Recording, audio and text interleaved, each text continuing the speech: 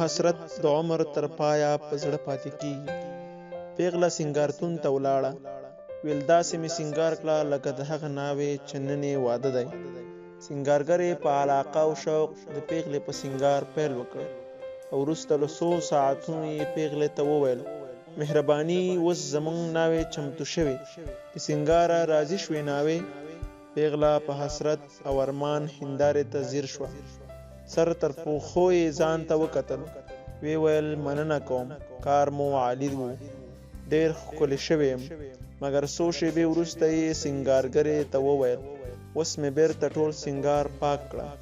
سنگارګرې وپوښتل اخر ولې؟